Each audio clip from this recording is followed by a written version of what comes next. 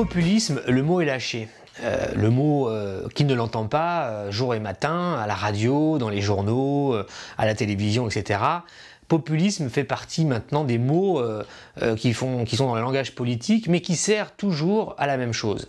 Faut-il avoir peur du populisme, en quelque sorte, serait la question. Le populisme, on sait qu'il est utilisé en permanence par ceux qui veulent discréditer, disqualifier un adversaire, en le traitant de démagogue, d'agitateur des peurs collectives, d'alchimiste des passions tristes de la populace, de plébéien, toute une série de choses qui, dans le discours dominant, veut toujours réduire la population et les groupes, les classes populaires à des foules négatives portées par l'ignorance et la méchanceté, etc. Et donc celui qui voudrait mettre en mouvement, en quelque sorte, eh bien, ces groupes sociaux-là, serait par définition un manipulateur, un démagogue, etc.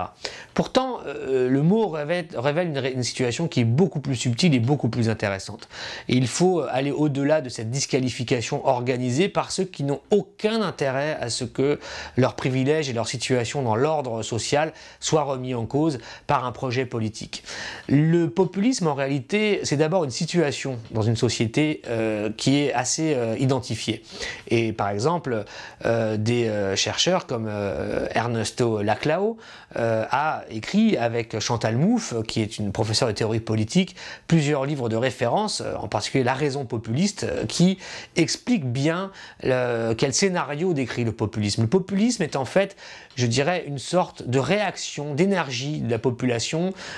qui, en quelque sorte, appelle au changement lorsque ces demandes sociales, ces demandes politiques ne sont plus prises en charge par ceux qui sont censés prendre en charge les demandes de la population et ce qu'elle souhaite, c'est-à-dire à la fois les institutions, les partis politiques, le syndicat, le parti, tout ce qu'on veut. C'est lorsqu'il y a une rupture, en quelque sorte, entre ces représentants et les représentés qui opèrent, que le populisme advient. Et il advient comme une énergie de remise en cause, quelque chose qui est réfractaire à la situation qui est imposée aux grandes majorités du pays, et donc ce populisme est un moment où, eh bien, en quelque sorte, se renouent des alliances entre des groupes sociaux, des individus, qui peuvent être très distincts, mais qui tous se recimentent peu à peu, se recoagulent autour du rejet d'un adversaire commun qui, pour une raison ou pour une autre, en quelque sorte, les opprime.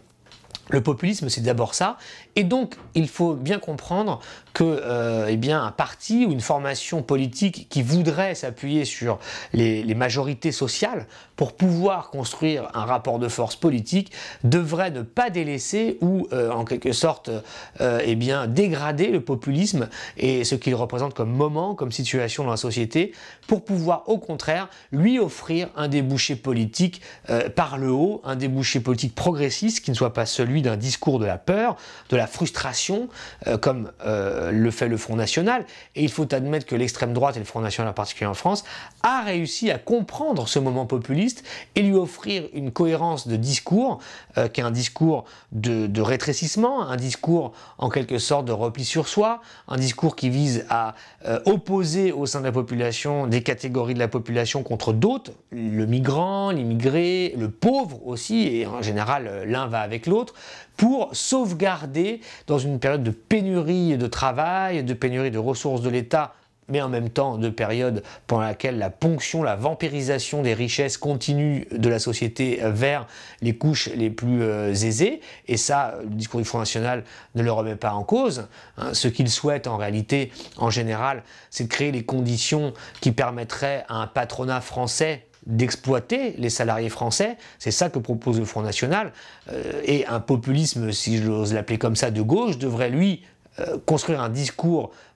mobilisateur sur l'idée de dépasser précisément cette situation d'exploitation des salariés et du travail dans le pays, quel que soit celui qui l'exploite, qu'il soit français ou d'une multinationale américaine, ne compte pas. Ce qui compte, c'est que la société souffre d'un approfondissement de l'appauvrissement, des inégalités, et souffre d'un mécanisme qui fait que toujours les mêmes ponctionnent eh bien, les richesses qui sont produites par la société et qui ne sont pas redistribuées vers ceux qui les produisent. Donc, disons, ce logiciel-là devrait s'emparer eh bien, ceux qui voudraient mettre en mouvement la société pour eh bien, construire un rapport de force plus favorable aux classes populaires et aux classes moyennes dans ce pays. L'enjeu est important parce que si la gauche ne comprend pas ce qu'est ce moment populiste en France, ou comme il est en train de se passer en plusieurs pays, eh bien il abandonne en quelque sorte cette situation-là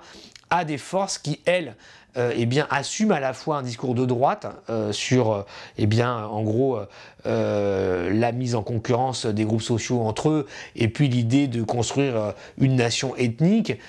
pour, en fait, finalement, eh bien, servir les intérêts d'une forme de bourgeoisie nationale, hein, et en leur promettant en même temps quelques miettes de redistribution de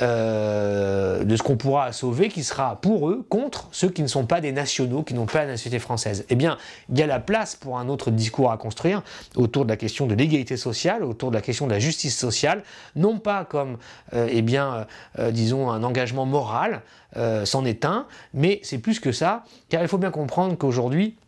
face à l'approfondissement des crises et des fractures dans nos sociétés, je rappelle par exemple que l'UNICEF vient de montrer l'impensable. En France, plus d'un enfant sur 5 vit sous le seuil de pauvreté. C'est dire la manière dont le système économique et la machine du système, eh bien, traite les futures générations de notre pays. Alors, quand déjà les enfants sont mis dans une situation comme ça par toutes les inégalités qui sont produites et qui sont reposées dans la société, ça nous dit quel type de société est en train de se dessiner dans les 10, 15, 20 ans qui viennent.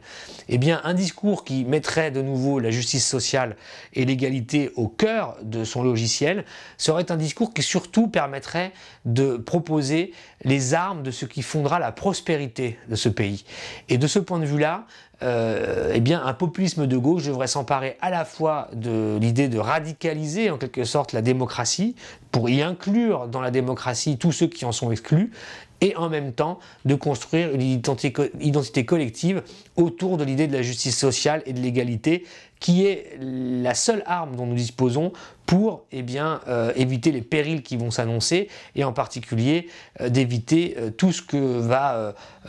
produire de violence dans la société, de conflits, l'approfondissement de la pauvreté et des inégalités, qui est en réalité ce que souhaitent construire les forces réactionnaires et celles qui aujourd'hui dominent l'ordre établi. Donc il faut ne pas avoir peur de continuer à discuter de cette question du populisme et de bien comprendre le moment qu'il indique dans la société, et à partir de là, construire un projet, car le populisme n'est jamais un projet en soi. Il peut être de droite, il peut être de gauche, ça dépend surtout des acteurs politiques qui sont capables de construire un discours et d'offrir une alternative à cette énergie, à ce magma de la société qui s'exprime, et qui exprime en soi non pas la fin de la politique, mais au contraire la revendication rebelle, un peu désorganisée, mais en tout cas vivante, d'une demande de changement dans la société qui, si elle n'est pas prise en compte, évidemment, à ce moment-là, eh bien, produit des formes de pouvoir autoritaire. Et c'est cela qui est un enjeu pour les forces progressistes aujourd'hui, c'est de comprendre que le populisme n'est pas forcément ce que les dominants veulent bien dire qu'il est.